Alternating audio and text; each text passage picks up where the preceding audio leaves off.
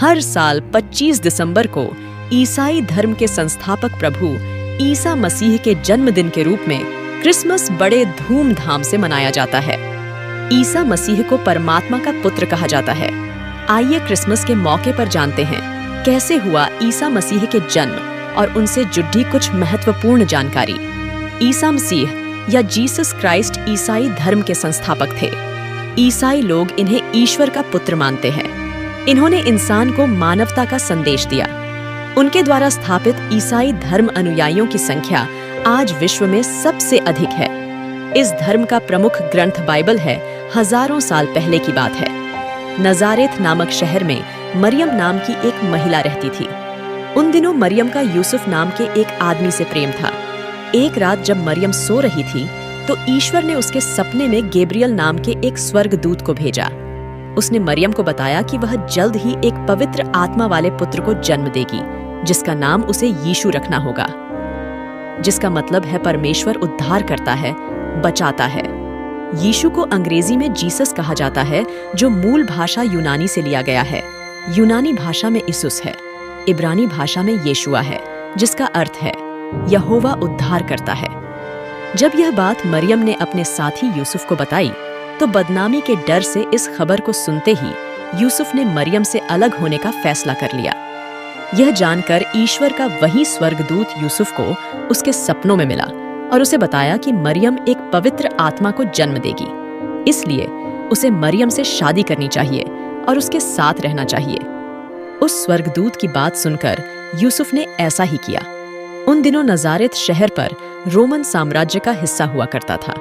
जब मरियम गर्भवती हुई तो उन्हीं दिनों रोमन राज्य में जनगणना चल रही थी। रोमन सम्राट आगस्टस के आदेश पर जनगणना की आज्ञा दी गई।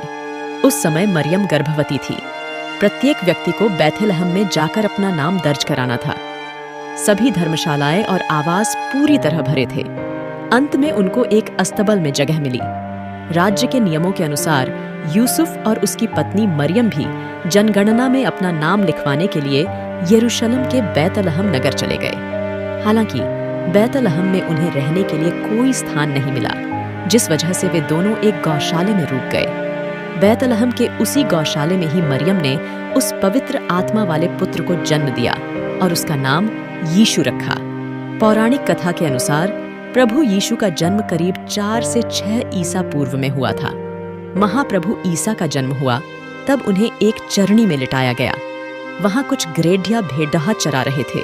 वहां एक देवदूत आया और उनसे कहा कि यहाँ एक मुक्तिदाता का जन्म हुआ है, वही भगवान ईसा है। अभी तुम कपड़े में लिपटे एक शिशु को नाद में पड़ा देखोगे।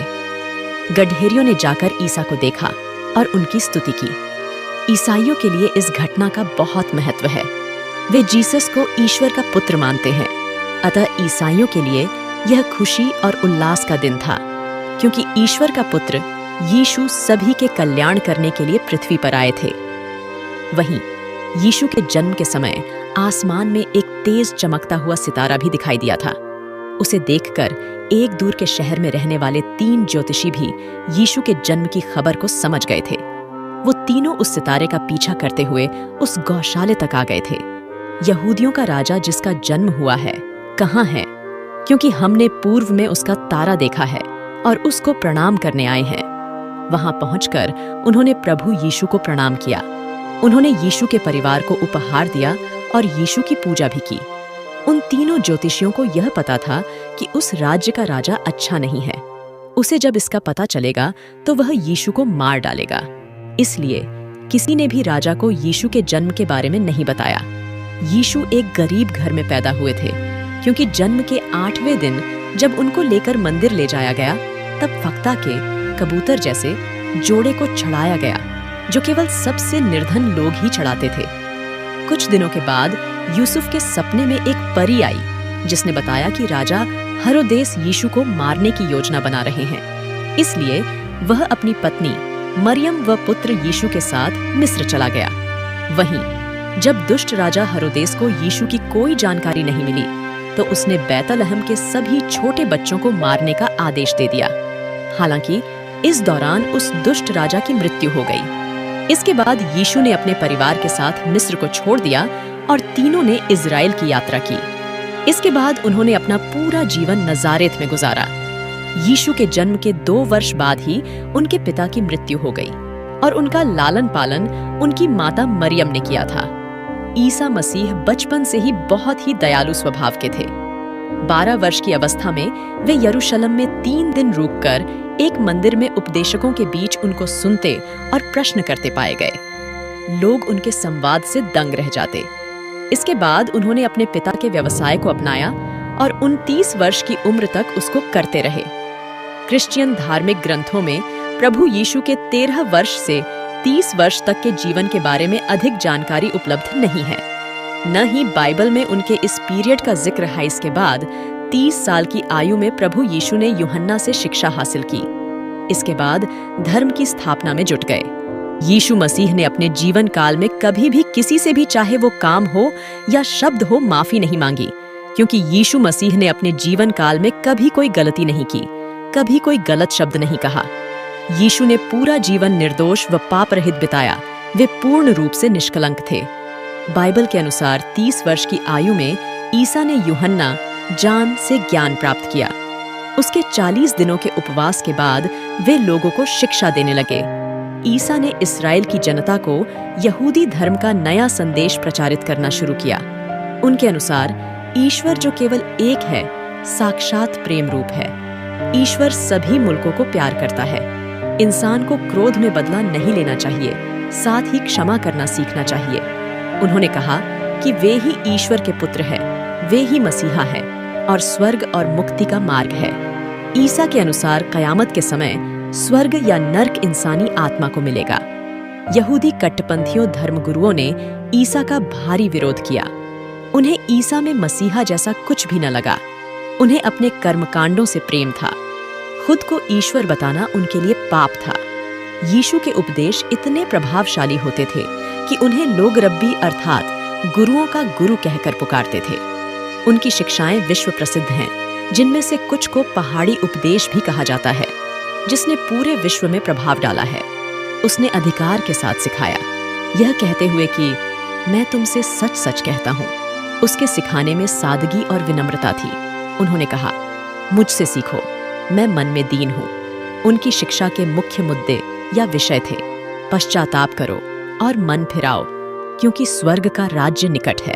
उनकी शिक्षाएं व्यवहारिक हैं और उन्होंने उन पर स्वयं भी अमल किया और उसके बाद कहा, जा ऐसा ही कर। उन्होंने आत्मा के अभिषेक में होकर सिखाया और कहा, आत्मा मुझ पर है, मेरा अभिषेक किया गया है। उनके सिखाने के तरीके बिल्कुल नए और अद्भुत थे।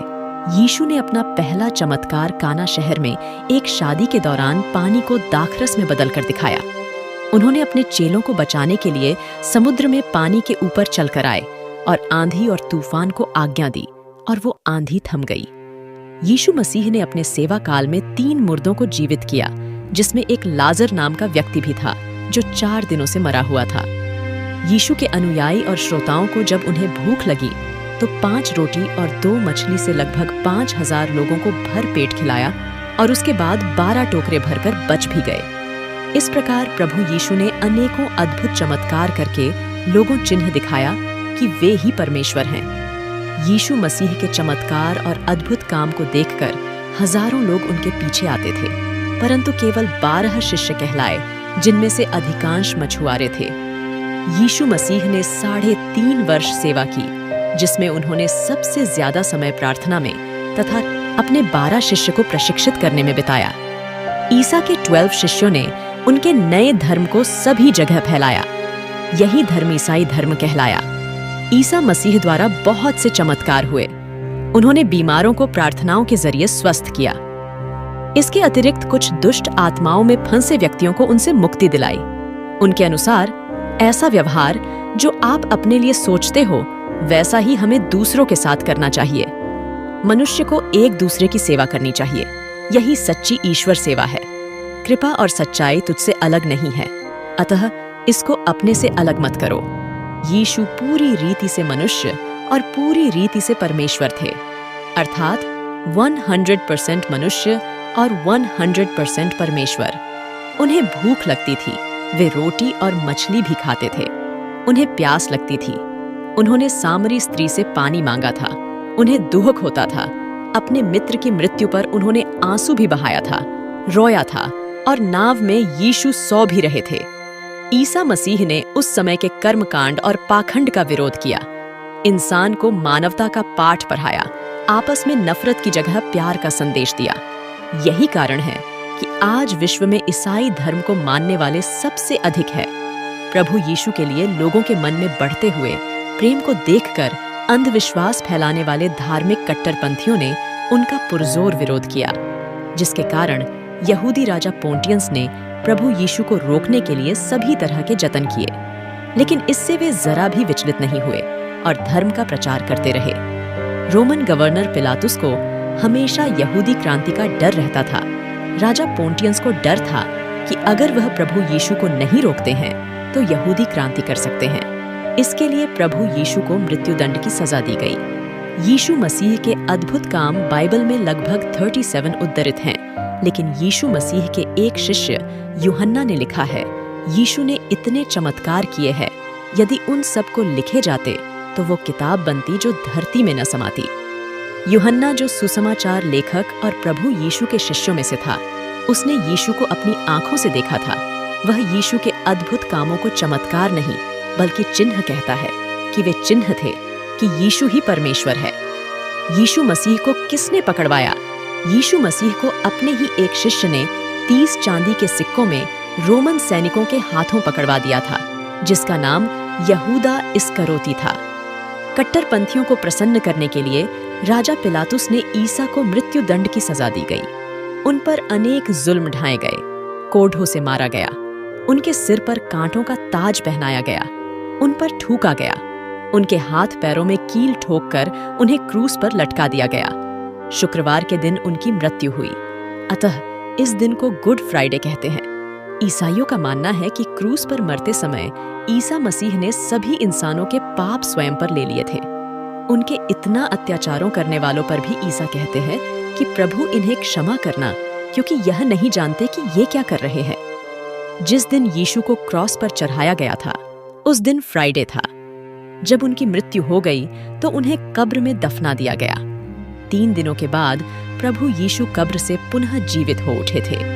ऐसा एक स्त्री ने उन्हें कब्र के पास जीवित देखा। इस दिन को ईस्टर कहा जाता है। उस दिन संडे था, जिसे ईस्टर संडे के नाम से भी जाना जाता है। बहुत से यहूदियों ने यह चमत्कार अपनी आंखों से देखा। इसके बाद प्रभु यीशु के शिष्यों ने उनके उपदेश को जन जन तक पहुंचाया। उस समय एक नवीन धर्म की स्थापना हुई, जिसे ईसाई धर्म कहा जाता है। कब्र से जीवित होने के 40 दिनों के बाद प्रभु यीशु सीधे स्वर्ग चले गए। ईसा मसीह के जन्म के समय से ईसवी प्रारंभ हुआ था। उनके जन्म के पूर्व के समय को ईसा पूर्व के नाम से जानते हैं। ईसा पूर्व, before the birth of Jesus Christ, BC कहा जाता है। ईसा पूर्व में गिनती उलटी दिशा माइनस में होती है, जबकि ईसा मसीह के जन्म से प्रारंभ के समय को ईसवी लिखा जाता है। ईसवी को लैटिन भाषा में एड एनो डोमिनी कहते हैं। इसका का अर्थ in the year of lord होता है। यीशु यानी ईसा मसीह का जन्म फलस्तीन के बेथलहम शहर में हुआ था। इसे ईसाइयों के लिए सबसे पवित्र जगह मानी जाती है। जहां यीशु का जन्म माना जाता है, उस प्राचीन जगह को चर्च ऑन ऑफ नेटिविटी कहते हैं। ये जगह इजराइल की राजधानी यरूशलेम से 10 किलोमीटर दूर सेंट्रल वेस्ट बैंक में स्थित है। ये जगह दुनिया के सबसे पुराने ईसाई समुदाय का घर भी है। ईसाई धर्म के प्रवर्तक या आचार्य यीशु, ईसाई धर्म के संस्थापक, प्रवर्तक या आचार्य मसीह, प्रसिद्ध देवदूत, पवित्र मरियम के पुत्र का नाम। आप पर आसमानी किताब इंजील अवतरित हुई। यहूदी आपके शत्रु थे, उन्होंने आपको सूली पर चढ़ाया, मगर ईश्वर ने आपको ऊपर उठा लिया। मशहूर है कि आप चौथे आसमान पर हैं, क़यामत के करीब फिर दुनिया में आएंगे। आपके मानने वाले ईसाई क्रिश्चियन कहलाते हैं। मृतकों को जीवित करना, बीमारों को स्वस्थ करना आपके चमत्कारों में से हैं। लाक्षणिक, जीवित करने वाला, स्वस्थ करने वाला। तो ऐसी रही प्रभु यीशु की जीवन कहानी। जब हम बात कर रहे हैं हु इज जीसस, तो यह बात दर्शाती है कि यीशु ही परमेश्वर हैं। आई होप कि आज का वीडियो आपको पसंद आया है, तो हमारे YouTube चैनल ग्लोबल थिंक को सब्सक्राइब करना ना भूले, लाइक और शेयर करना ना भूले, अगली बार मिलेंगे ऐसी ही इंटरेस्टिंग वीडियो के साथ। Thanks for watching.